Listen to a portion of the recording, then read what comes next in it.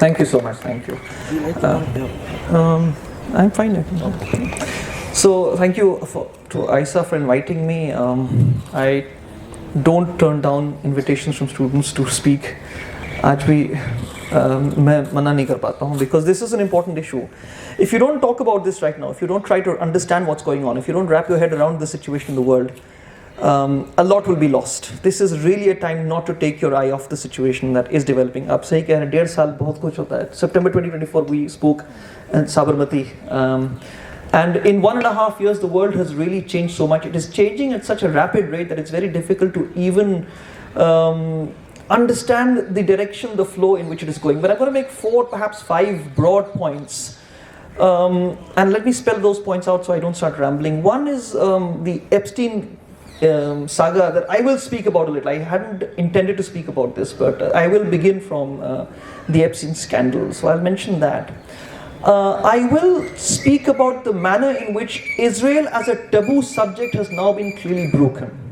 Now it is very clear what Israel as a nation state is all about. There was a certain kind of a taboo as to what you couldn't say about Israel, especially in the mainstream Western media.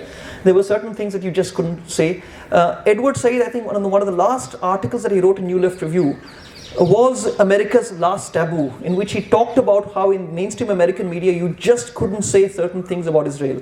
And I think the most significant achievement in the 26 years since that article has been published is that now the whole world knows what exactly Israel is all about, in terms of the fact that it is a racist, apartheid, settler colonial project.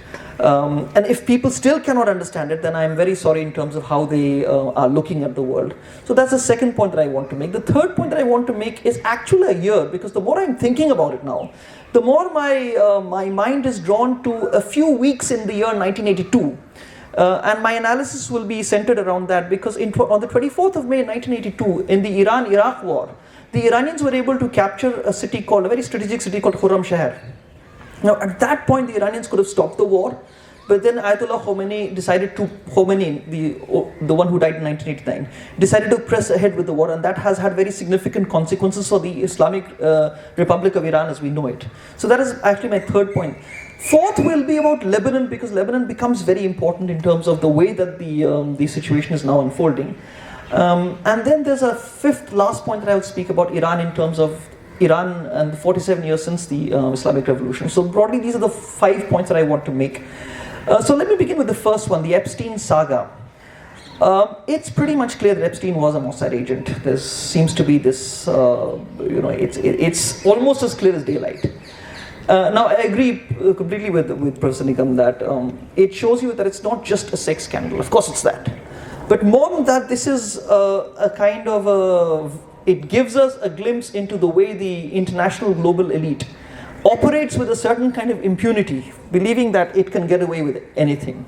And it is a cause for great concern. Now, I'm just going to make one point about the Epstein saga, which perhaps people, I think, have missed, which is Ghislaine Maxwell, his accomplice. Now, Ghislaine Maxwell is the daughter of Robert Maxwell, the British media baron. He, like Rupert Murdoch, he owned a chain of newspapers. Robert Maxwell was found dead on the 5th of November 1991 off the Canary Islands, that's off the northwestern coast of Africa. His death remains a mystery. He died off his yacht, which was named after Ghislaine Maxwell, the Lady Ghislaine. And it just goes to show you the kind of influence that Israel has. Now, I remember I was a teenager. In those days, when I was a teenager, I was very fascinated by spy novels, Frederick Forsyth, and that whole genre. And when I read about the death of Robert Maxwell, I thought, wow, this is quite remarkable. But he was given a state funeral. After his death, Maxwell was given a state funeral in Israel, in Jerusalem, on the Mount of Olives, where many other very prominent Israelis are buried, because he is a great friend of Israel. So I'm trying to get to this particular point in terms of people need to understand the nature of Israel, what exactly Israel represents. Because I'm one of those people who believes that if there has been one particular European export to the rest of the world, which is very, very problematic in terms of how dangerous it is the nation state. And Israel represents the worst example of what a nation state can do when it is implanted in a region deliberately. This is not about the protection of Jews. It was not about that. This was a particular British and American colonial project to implant a particular state in the region to continue with Western dominance in that region. Remember, 1917 was the year of the Balfour Declaration, 2nd of November 1917, that's 5 years before the Bolshevik Revolution, 5 days before the Bolshevik Revolution. A year before that, you had the Sykes-Picot Agreement, which were these series of divisions or this kind of a carving up that the British and the Americans did when they realized that the Ottoman Empire was about to collapse. These were lines in the sand, as one book has described them. So the creation of Syria and Palestine and Jordan and Iraq. These were all these lines in the sand, as they were called. Now, the point about lines in the sand that one must keep in mind is that with every passing sandstorm, those lines in the sand will be redrawn. And I am suggesting, I hope I'm not wrong, I may be wrong, but I am suggesting that what we are about to witness, and again Professor Nigam made this point, is that there will be a redrawing of the map of the Middle East. Now, in this map of the Middle East, the possibility of Israel and its existing and continuing as a tenable nation state becomes even more remote. Remember, its presence is underwritten and guaranteed by initially British presence and American presence. Now, as American hegemony becomes very, very undermined, the very possibility of Israel continuing to exist, it's funded to the tune of billions of dollars every year. So, in the way that it has been conducting itself, it will perhaps cease to exist for its own, of its own making. You know, there's that thing that people have always asked, that absolutely non-question that people have asked.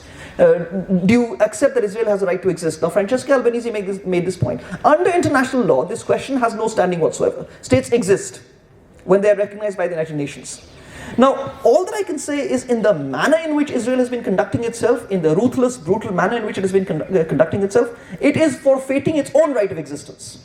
So if there is a threat to Israel's existence, it is Israel itself that will be responsible for the way in which it is forfeiting its own right of existence in the manner in which it has been conducting itself. Now, that's my point about the second point that I wanted to make, which was the whole point about the last taboo.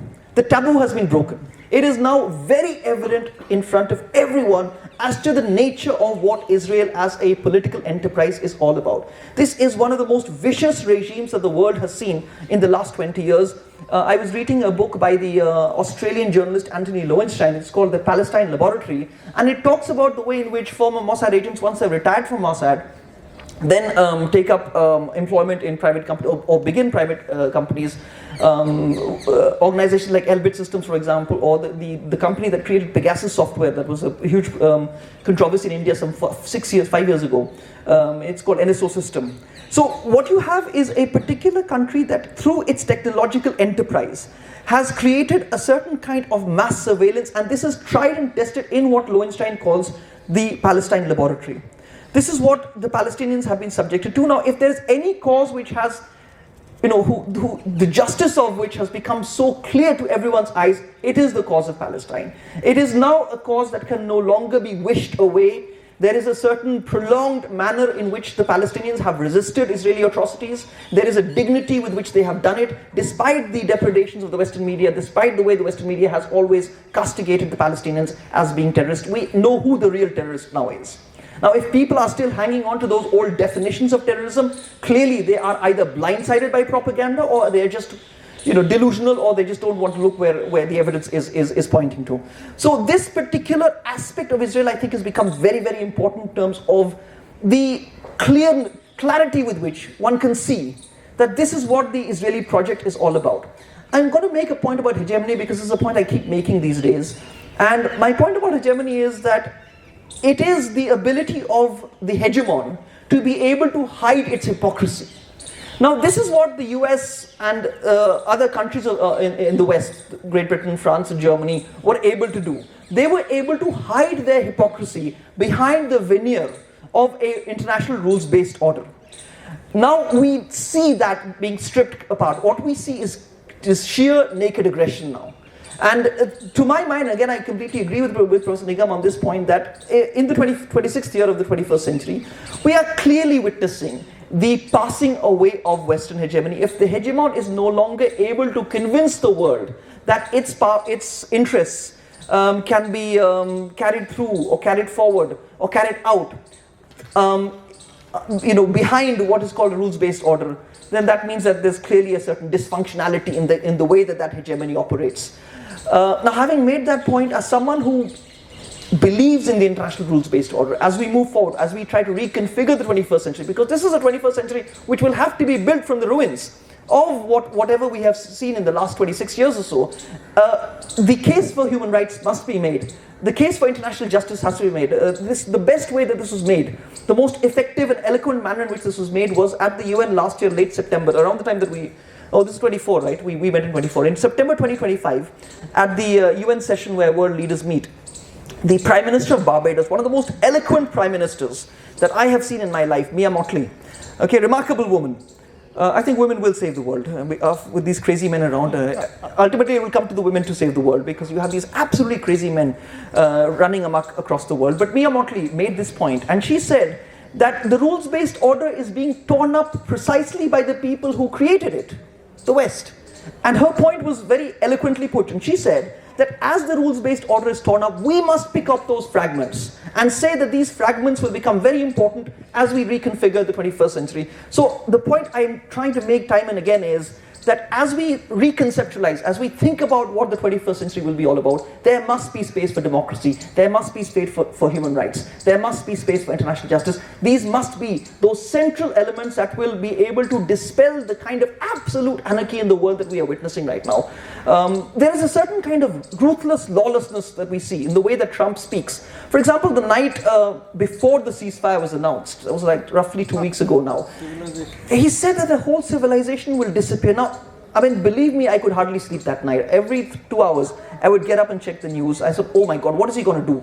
Because with guys of this kind, you just don't know. And it reminds you of this line from King Lear that I keep quoting. Shakespeare's King Lear, he says, "'Tis the plague's time that madmen lead the blind." And this is exactly the situation that we have. We have madmen leading the blind. And remember, these leaders are elected to power. These people should not be anywhere near power. But this, unfortunately, is the problem of democracy in the way that it has unfolded. So, as I said, my point was in terms of this breaking of the taboo. We now see that this clearly, what Israel was doing, not just since 7th of October 2023, but even before that, was a genocidal process that was intended to eliminate and sanitize and cleanse the Gaza Strip and Palestine and the West Bank of Palestinians. Now, it doesn't stop there, because we've seen the way in which they have created a buffer in southern Lebanon on this side of the Litani River. This has always been the Israelis' happy hunting ground, which brings me to my third point, which is the year 1982, those few weeks between 24th of May 1982 and the 6th of June 1982. There's roughly 2 weeks that separate these two important dates. Now, why am I emphasizing these two dates? Because on the 24th of May 1982, the Iranians were able to score a very significant victory in Khurramshahr by being able to dislodge the Iraqis. Remember, the Iran-Iraq war began in September 1980. This is barely a year and a half after the Islamic Revolution, backed by the Americans, as you were pointing out. Now, the Iranians had a choice. The choice was that, do we claim the victory in Khurramshahr as a major strategic victory and kind of end the war and call for a ceasefire, or do we press ahead? Now, the Iranians under Ayatollah Khomeini decided to press ahead, and this particular decision has crafted the Iranian regime, the Iranian Republic, in the way that we understand it, because it was an 8-year war, from 1980 to 1988. The war ended to the disadvantage of the Iranians, and a lot of the moderates kept reminding the hardliners that we should have stopped at Khurramshahr in May 1982. We would have been able to claim the advantage and been able to negotiate from a position of strength. Now, I think Ayatollah Khomeini, the famous quote about him was that he said that he had to drink from a poisoned chalice to accept the fact that the war had to end. I think it was July 1988 or August 1988, I forget when exactly the Iran-Iraq war ended. But the point that I'm trying to make, and I'm making this point on the basis of a book that I recently read, a very significant book, Wali Nasr's Iran's Grand Strategy, is that those 8 years of the Iran-Iraq war have really given the kind of toughness that Professor Nigam, you were talking about. There is a certain perseverance, a certain toughness, a certain resilience that the Iranian state is all about. And those years in trying to oppose Iraq under Saddam Hussein have been very, very significant in terms of the kind of resilience, the kind of resistance that we see the Iranians being able to put up against. Remember, they were able to do it for 8 years. And the point that was made a number of times was that we can go on doing this for as long as we need to, for the simple reason that there's a certain kind of I mean, it wasn't so much to do with strategy, but more importantly, it was to do with the kind of belief system that a lot of Shia Islam inculcates in its followers. The two important things that emerged from that 8-year war that I do want to quickly focus upon is the fact that the IRCG, the Iranian Revolutionary Corps, was created by that particular experience. And it is precisely the IRCG right now which is providing the most significant resistance in terms of the fact that the Americans can't seem to break the Iranians down, and therefore the IRCG that was developed around that time becomes very, very important in terms of understanding how this resistance has been made possible by the Iranians. But let me come to the most important thing that I think happened, and this is what is called the doctrine of forward defense. The Iranian regime realized that it wasn't just enough to counter the Iraqis, their neighbors, but there was a particular manner in which the cause of the Iranian revolution had to be spread in countries that were at a certain distance and remove from Iran, and Lebanon becomes very important because the founding of Hezbollah, okay, the organization that has been pretty much the bugbear of the Israelis because they keep firing shells from across the border, the southern border of Lebanon and the northern border of Israel. So it is the mid-80s. It is the Israeli incursion into Lebanon. Remember, on the 6th of June 1982, Ariel Sharon was the defense minister. Menachem Begin, I think, was the Israeli prime minister. The Israelis decided not just to cross the Litani River, which is 40 kilometers from the Israeli and Lebanon border, but they go right into Beirut. All right. Now, the point I'm really emphasizing for your consideration, do think about this, is that what we are witnessing in terms of Iran's doctrine of forward defense, the fact that Hezbollah is such a significant proxy of the Iranians comes from precisely that decade of the early to mid 1980s, precisely when the Israelis thought that they could go and lord it over Beirut, expel the PLO, which was one part of the agreement that they did along with the Lebanese regime. This is just before or around the time of this famous Sabra Shatila massacres of September 1982, where for 3 full days, the Israeli army allows the right-wing Phalange militia to enter the refugee camps of Sabra and Shatila in southern Beirut and massacre refugees in the range of 2,500, we don't know the exact figures. But this was outrageous. I mean, even the Americans could not stomach what was going on. The American president at that time, Ronald Reagan, had to call up Menachem Begin and tell him to pack it in, basically. He said, you've got to stop this now. This is just going on. Now, in terms of what has happened in the last 44 years, what I want to emphasize is, look at the difference. Back in 1982, the American president could, with one phone call, tell the Israelis to stop it now. Okay? And this is now pretty much documented. Now we have a strange inversion of the relationship, which is why I keep using that analogy. Those recent articles that I've written, I keep calling the American war as a strange case of the tail wagging the dog. Because clearly, and again you pointed this out about Netanyahu being in the American Situation Room, explaining to the Americans that we need to take down Iran, we need to engage in war. This was Israel's war. This was Netanyahu's war. This was a war that he sold to an American president who was foolish and malleable and naive enough to think that a war of this kind would be able to effect regime change. Now, I go back to this point that Albert Einstein made, that insanity or madness is this tendency to do the same thing over and over again and expect a different result.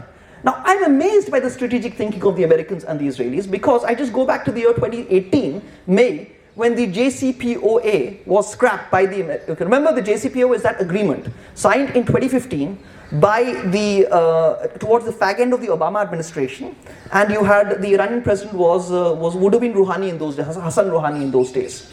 Now, it was an agreement that was eminently sensible because it restricted uranium enrichment, and it also put a cap on the possibilities of an Iranian nuclear armaments. The very device that the Iranians accepted, that they negotiated with the Americans and the Europeans back in 2015, that's 11 years ago now, right, was scrapped by the Israelis. The Israelis never liked it. I mean, this is insanity. If you really don't want the Iranians not to have nuclear weapons, the JCPOA, horrible acronym, was precisely the agreement that was meant to do that. Now, think about it, just think. If the Americans, the Israelis, and the West are so hung up about preventing the Iranians from having a nuclear weapon, why did you scrap the damn JCPOA in the first place? And even the negotiations now before the war. Even now, I mean, I'll have a little, I'm glad you reminded me of that. Because let me go back to the year 2003. Okay, I know I'm jumping a bit, but since you mentioned this point, in 2003, the Europeans were willing to negotiate with the Iranians on a nuclear deal. Around that time, you had a man called President Bush Jr., who was the American president. Obviously, he didn't allow it. I think Obama and the presence of Obama allowed the JCPOA to go. Also, the fact that you had a moderate regime in Iran under Rouhani, that facilitated the whole thing. But also, I don't know how many of you are aware of this fact that in the year 2003, I think, the spiritual leader who has been taken out, assassinated, Ayatollah Khamenei, he actually issued a fatwa prescribing the use of nuclear weapons. Now, this is as absurd as it gets. On the one hand, in the year 2003, you have the spiritual leader issuing a fatwa saying that nuclear weapons are undesirable, that there's no need. I mean, this fatwa is effectively proscribing the use of nuclear weapons.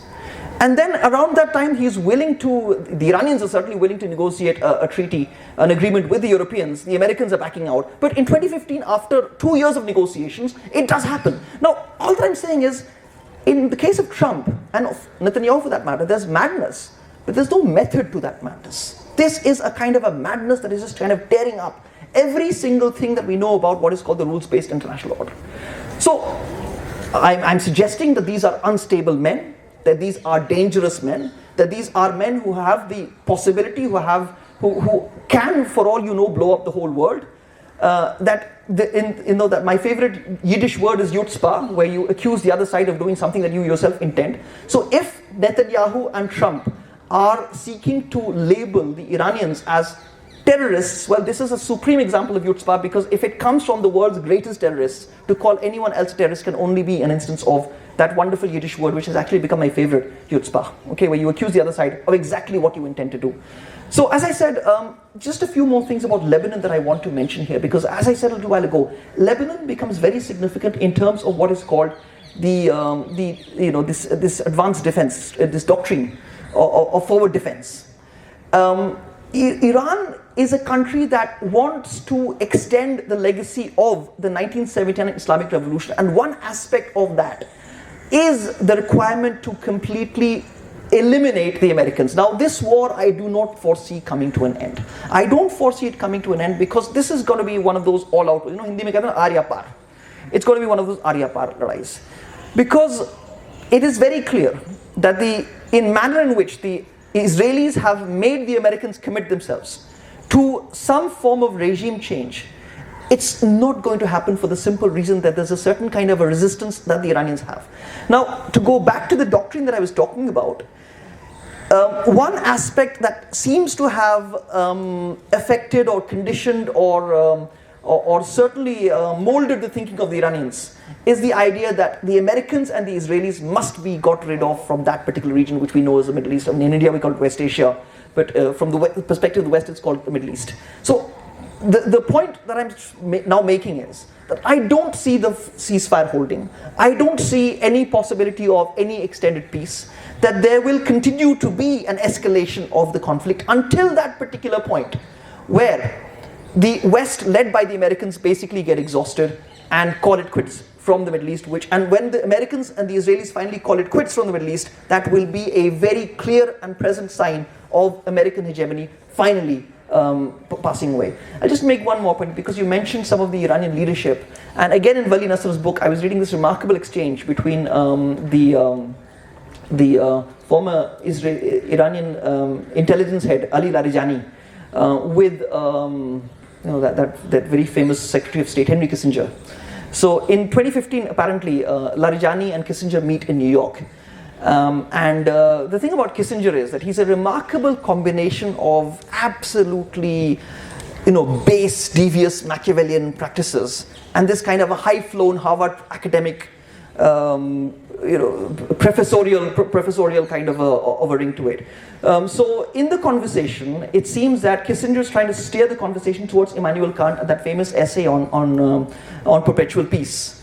And he asks Larijani this question, When is Iran going to become exhausted and finally call it quits and become like a normal nation state and join and make peace with the Americans? Okay, so he's quoting quote. Now, perhaps what Kissinger didn't know was Larijani was a great Kant scholar.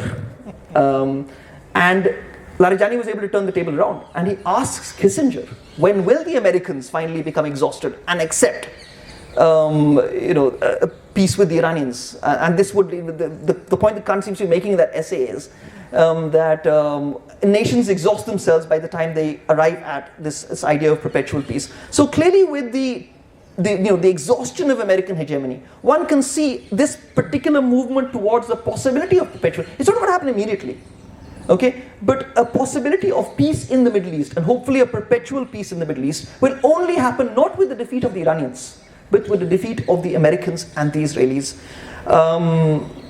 Yeah, so that was the point that I was making. There's something else about Lebanon that I did want to say. Yes, in the ceasefire that was brokered by the Pakistanis, the Israelis kept saying that Lebanon is not part of the ceasefire. Now, this was very significant for Iranian strategic thinking because it had to be tied up with Lebanon, because remember, there's a significant Shia population in the south of Lebanon, and there were two important Shia groups. There was the earlier operating Amal, which was operating before Hezbollah was formed. So the important point when it comes to Iran's strategic thinking is that Iran cannot abandon the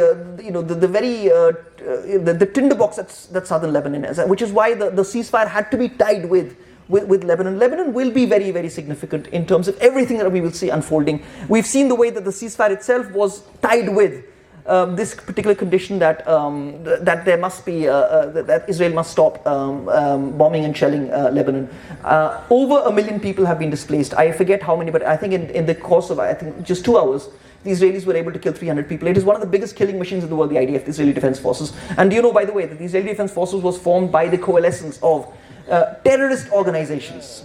Okay, the Stern Gang, the Haganah, the Irgun Zwei Leumi. These are noted terrorist organizations. So the next time any pro-Israeli person tells you that terrorism is bad, you must say that, of course, terrorism is bad. But the state of Israel was, the very foundation of the state of Israel was laid on with the foundation stone laid by terrorist organizations like the Haganah, like the Irgun Zwei Leumi, and the Stern Gang, and these later coalesced to form the Israeli Defense Forces. There's one last point that I want to quickly make. This is on.